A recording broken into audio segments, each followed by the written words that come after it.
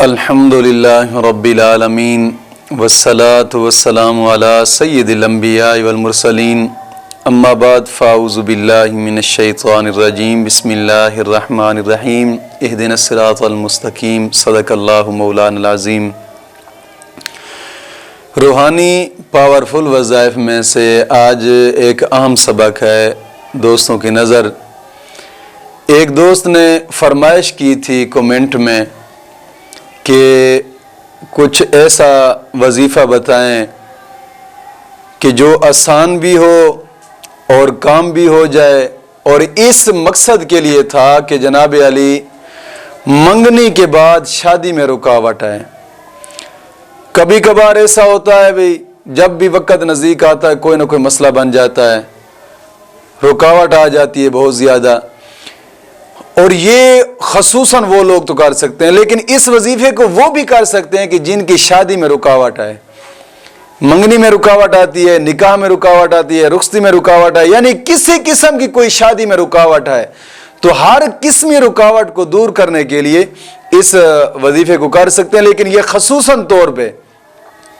منگنی کے بعد شادی میں رکاوٹ کے لیے یہ وظیفہ ہے۔ اور رکاوٹیں کبھی تویزات کی وجہ سے ہوتی ہیں کہ حاسدین حسد کی وجہ سے تویز کر دیتے ہیں، رکاوٹ آ جاتی ہے، یا کبھی حاسدین کے حسد نظر بد لگ جاتی ہے جس میں رکاوٹ آ جاتی ہے، تو اس میں پریشانیاں بہت زیادہ بڑھتی جا رہی ہوتی ہیں۔ اب یار کیا کیا جائے؟ تو ان تمام مسائل کے حل کے لیے آج کا ایک اہم سبق ہے، اور بڑا ہی آسان اور مجرب عمل ہے۔ رکاوٹوں کو دور کرنے کے لیے اس عمل کو کرنا ہے، لیکن اس عمل کے کرنے سے پہلے شرائط کو جان لیجئے گا۔ نماز کی پابندی اشد ضروری ہے، ہر حال ضروری ہے نماز کی پابندی، اور ہر نماز کے بعد 11 مرتبہ کلمہ طیبہ اور 11 مرتبہ درود پاک یہ بھی ضروری ہے۔ اور جھوٹ سے پرہیز کریں، کوشش کریں کہ گناہوں سے توبہ کریں، اور توبہ کرنے کے بعد پھر اس عمل کو جاری رکھیں، اور یہ عمل 11 دن تک کرنا ہے۔ نماز عصر کے بعد 33 مرتبہ درود تاج پڑھنا ہے، 33 مرتبہ نماز عصر کے بعد درود تاج 33 مرتبہ پڑھ کر ایک گلاس پانی کا سامنے رکھیں،